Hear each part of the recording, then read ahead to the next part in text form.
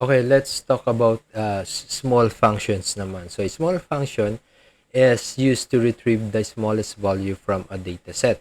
So, syntax equals small, range, comma, key. So, range is the range of cells that uh, you want to find the smallest value. So, ito yung range ng cells na kung saan doon mo hahanapin yung pinakamaliit na value na gusto mong makita.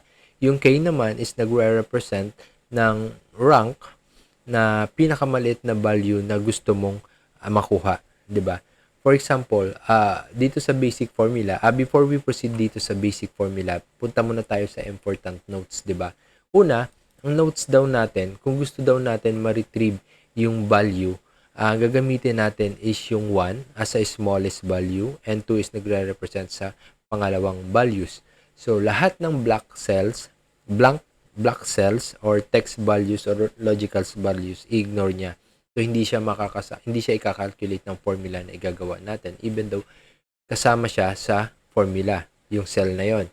And in case are duplicates, your formula may result in ties. So, mamaya bibigyan ko kayo ng examples ng number 3. So, dito tayo sa basic formula. Kunyari, pinahanap ng boss sa atin, hanapin mo daw yung pinakamababang quantity, pangalawa sa pinakamababang quantity. So, pangalawa, meaning, tinutukoy niya is number 2, second smallest. So, dito, tulad nga nasabi ko sa inyo, konti lang ng list niyan, pero pag nasa ibang company na kayo, sobrang dami ng list.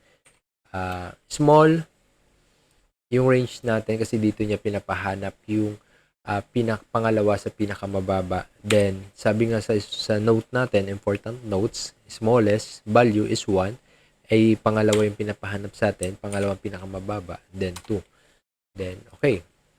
So, kung double check, so kung makikita mo dyan, ang pangalawang mababa dito sa range natin sa quantity is yung 10, meaning tama yung formula natin.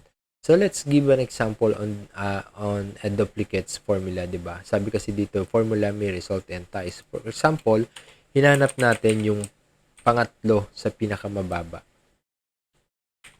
'Di ba?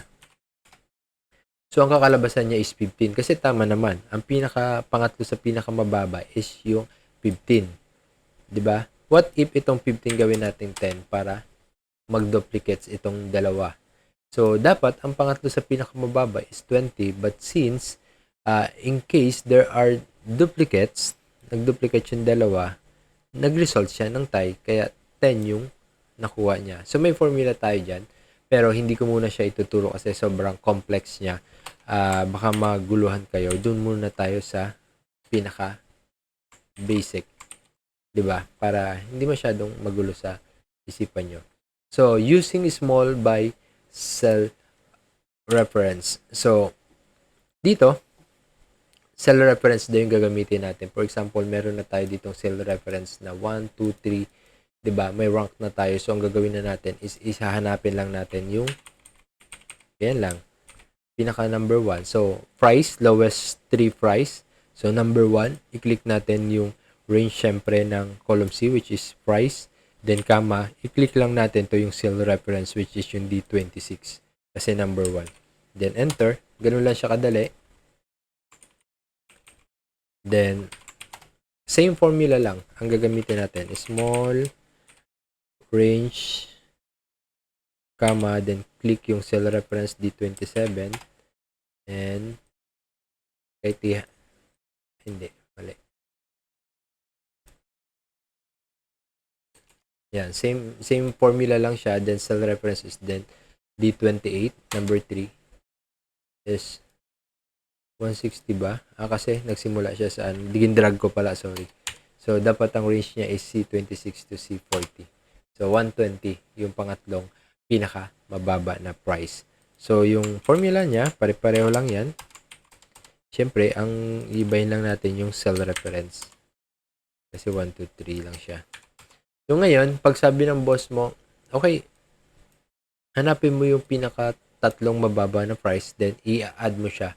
So, pwede natin siya gawin ng isang formula lang. Pero gagamit tayo ng ibang function which is yung sum product. Diba? Sum product, then small, Then yung range ng price natin, which is yung C26 and C40. Then bracket, kasi yung hinahanap natin is 1, 2, 3. Then bracket, close parenthesis. Isa pa.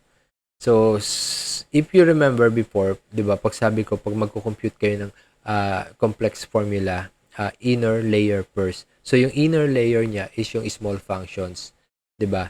So, ngayon, kukompute ng small function ito, yung inner layer, sa range ng C26 to C40, then kukunin niya, i-retrieve niya yung pinakamababa, pangalawa sa pinakamababa, and pangatlo sa pinakamababa. After niya ma-retrieve, kukompute na siya ng outer layer, which is yung sum product, para ipag-plus plus. So, ang sagot niya is 270, meaning tama naman kasi kung makikita mo, 50 plus 100 plus 120 is 270.